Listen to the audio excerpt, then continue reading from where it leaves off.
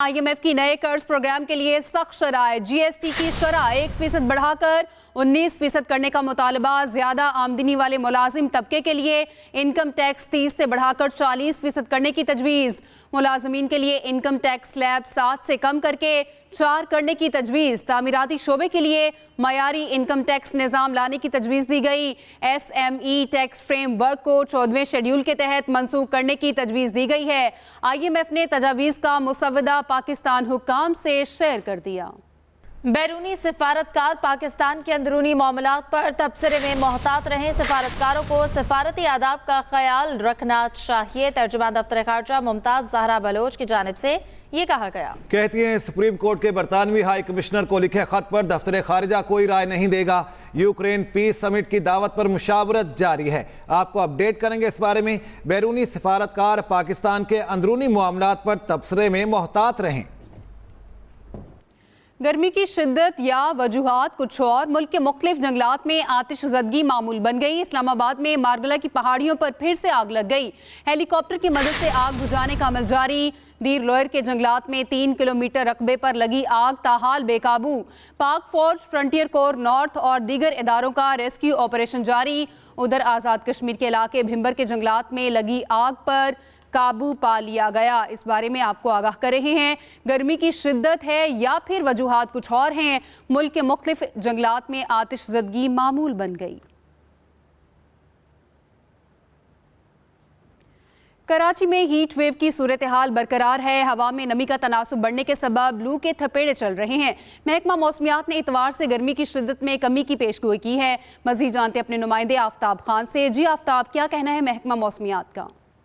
बिल्कुल, कराची में 29 मई से हीट वेव की जो लहर है उसके असरात अभी भी बरकरार है शहर के ऊपर। और इस हवाले से महकमा मौसमियात ने जो पेशगोई की गई उसके मुताबिक 1 जून तक ये हीट वेव की लहर जो है बरकरार रहेगी और उसके बाद 2 जून से जो है वो मौसम बतदरीज बेहतर होना शुरू हो जाएगा। इस वक्त की अगर हम बात करें तो कराची के दर्जा हरारत जो है वो 34 डिग्री सेंटीग्रेड है, लेकिन हवा में नमी का तनासुब जो है 57% तक होने की वजह से गर्मी की शिद्दत तकरीबन 4 डिग्री इजाफी महसूस की जा रही है। और समंदरी हवाएं जो है वो बहुत कम रफ्तार से चल रही है, जबकि बलूचिस्तान की रेगिस्तानी गर्म हवाएं जो है शुमाली वो इस वक्त गश्त कर रही है कराची में। इसके साथ साथ अगर महकमा मौसमियात की आगे की पेशगोई की बात करें तो कराची में तो ये लहर 2 जून तक बतदरीज कमी वाक़ होनी शुरू होगी। दही सिंध के अजला में आज से लेकर 2 जून तक जो है वो शिद्दत कम होगी और उसके बाद 4 जून के बाद दोबारा ये शिद्दत बढ़नी शुरू हो जाएगी। तो यूँ अगर हम देखें तो दही सिंध के अजला में जून के वस्त तक, जबकि कराची में गर्मी की जो लहर है इसका खात्मा होने जा रहा है। माहिरीन ने शहरियों को ये मशवरा दिया है कि गर्मी की लहर के दौरान सुबह 11 बजे से लेके और शाम 4 बजे तक गैर ज़रूरी तौर पर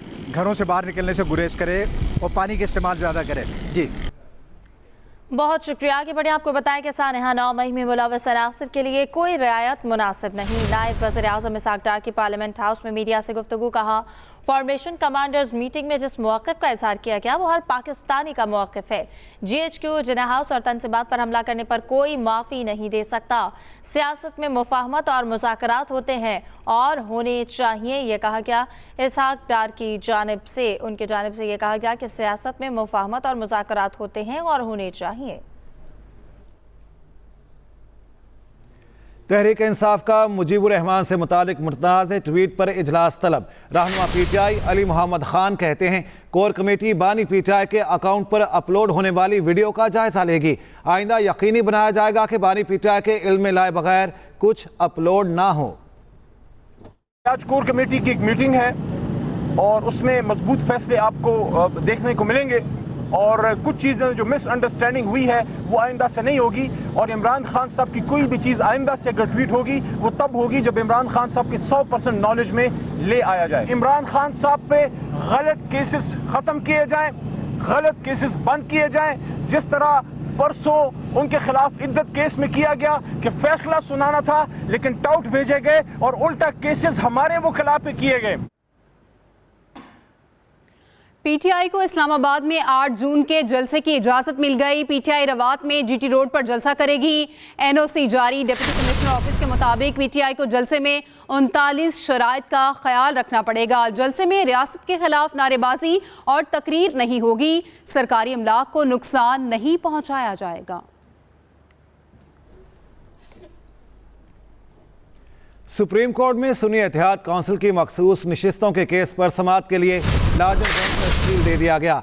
चीफ जस्टिस काजी फायज ईसा की सरबराही में 13 रुकनी बेंच 3 जून को समाअत करेगा, ये बताना है ज़राए का। सुप्रीम कोर्ट में इस हवाले से लार्जर बेंच तश्कील दे दिया गया है।